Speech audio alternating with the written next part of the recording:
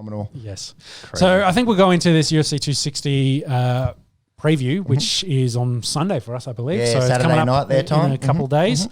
I think the probably worst news we could have during the week was Volkanovski versus Ortega has been postponed. Unfortunately, the Volk has gotten the Rona. We're so lucky in this country, aren't we? We've started not to forget about it, but it's definitely gone to the back of our mind. This is probably the and biggest then- Rona story of the week. Yeah, he flies over there. He did his. He tested negative here. When he landed, he tested negative, and Yeah. then part of his quarantine, he's got it. So he's picked it up somewhere. So, and then he's got a quarantine coming home. Yeah, so so he 4 spent months. four Not weeks, 4 months, 4 weeks, 4 weeks, you are right, 4 yes. weeks in hotel rooms. There's only so much Netflix or On The Esky that you can listen to. There's 3 episodes of On The Esky. the way we're going. Khabib's cousin is fighting in the undercard of this, Abu Bakr. So that was to finish that off. That was a co-main event. They'll have to reschedule that Yep. in probably a couple of months. Feel And for Volk, Hopefully, Volk is it's asymptomatic. He can get through that very quickly, be healthy, not affect him as much as it is Paul Costa.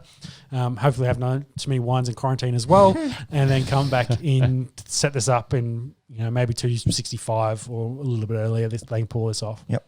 So you were just saying Khabib's cousin is actually fighting on this? Yeah, one to watch. I think trained with Khabib and his late Those old man. Dagestani guys coming through. Yeah, it was essentially like the Nurmagomedov. I think that's we'll go with that. It was their family home, and the old boy turned it into a gym, and all their cousins would wrestle each other and wrestle bears and right. So Abu Bakr, he's one to watch out for in the undercard. I think he's a $1.30 favourite. The main card. Let's skip those first two. I think the three leading up to it. Yes. That's where the name guys are. That we could probably talk about just time as well. At bantamweight, we've got Sugar Sean O'Malley coming off a loss to Marlon Vera. Coming off an injury as well. First loss of his career. Goes up against the Brazilian Thomas Almeida, who's 29 years old. He's 26-4. I think Sugar's about $1.30 in this. Yeah, so Sugar, of course, in this last fight, whether it's calf kicks, he got dead foot essentially. So within very late in the round, he's hit low, he's fallen over, he's like on the back, and then he gets finished. Guy jumps in his guard and he gets finished by a TKO. So whether he could have defended and finished out the round, but his foot was done. He couldn't stand after that. So he had that injury. So he kind of considers that not really a defeat, but maybe he doesn't accept it well enough. But he's bound. He's got to accept it as a defeat. You kicked the shit out of your leg until you couldn't stand up anymore. Yeah. Anyway, he says he's going to bounce back in this one, so that's why he's heavy favourite. I don't want to say he's prodigy, but he's one of those guys that's a rising star. Of course, in the UFC, they're trying to build him up. Yeah. But he gets a tough out in Thomas, the 26-4 Brazilian. That's a good record. So I think that'll overall be a good fight. I think if Sean can not go to ground in this, he wins. Yeah. If he stays on his I'm feet. backing Sean in this one. Yeah, me too. Welterweight, the old man Tyrone Woodley is 38 now. He's 26-6. Goes up against Brazilian American Vicente Luque. Luque is 27-7, but he's on a really nice winning streak.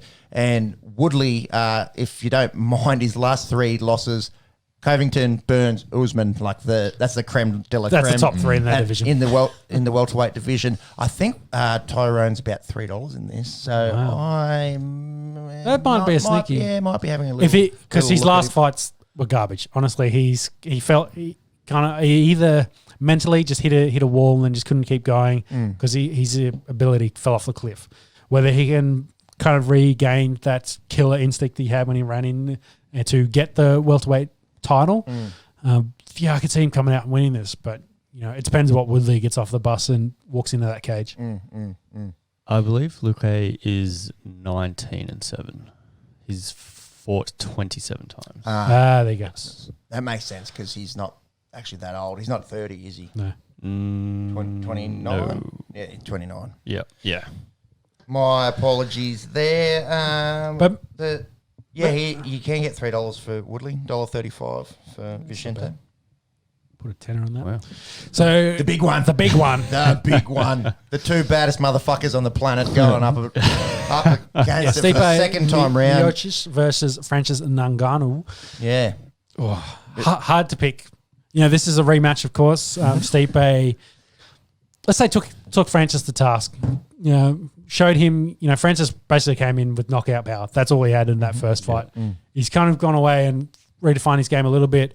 Still, most of his impressive victories, of course, were quick by knockout. Yeah. So you haven't really seen, hopefully, improvement in his game. So it'd be interesting to see how it goes in this, because Stipe could eat his shots that he could land, jabbed the shit out of him, kept him at range, and then took him down when he needed to, and essentially wore Francis out, wore him out for the 5 rounds. Of course, got the victory in that. Stipe's, I think, defended the heavyweight title the most. He's fought a whole bunch of killers in that regard as well. Considered by some as the heavyweight GOAT, because considering I don't think anyone besides him has ever defended that belt more than 3 times.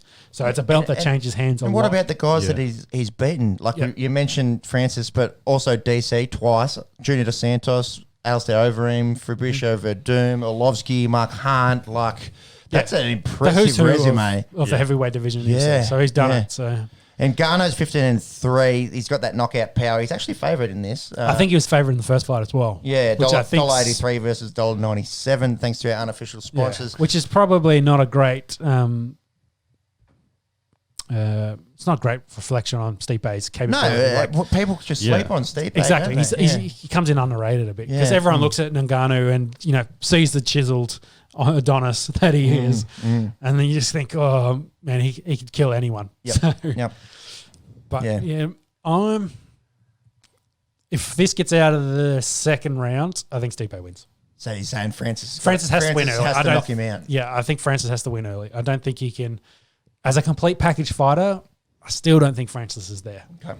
But Francis is not young either, so... he'd be, what is he? 34. 34. Yeah. So, if he's going to make his run, it'd be now. I'm not sure. Does John Jones have a fight? Miocic is 38. Yeah. 38, man. So...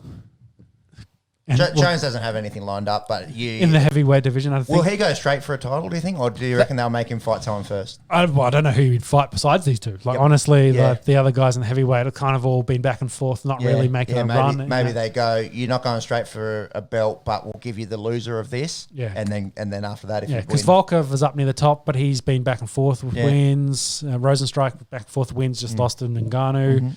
DC, of course, retired. Dos Santos just cut. Overeem, I think they just cut him as well. So, they're kind of getting younger in that top of their division. So there's not really anyone there. It's got to be one of these two. Yep, I can't wait. It's you love watching heavyweight fighting. Yeah, it's going to end. It's literally watching two of the scariest motherfuckers. Yeah, on planet Earth. I think for Jones, a Stipe versus Jones fight is better. It's the first heavyweight fight. I think that's more of a classic technical fight versus Ngannou, where I think Jones will technically be better than him. But I just worry about that you first volley into heavyweight, you're probably maybe not used to that power as one hit, yeah. You just like you get hit by something, you're just like, holy shit, what have I stepped into? But I'm back in Stipe in this. That's my tip.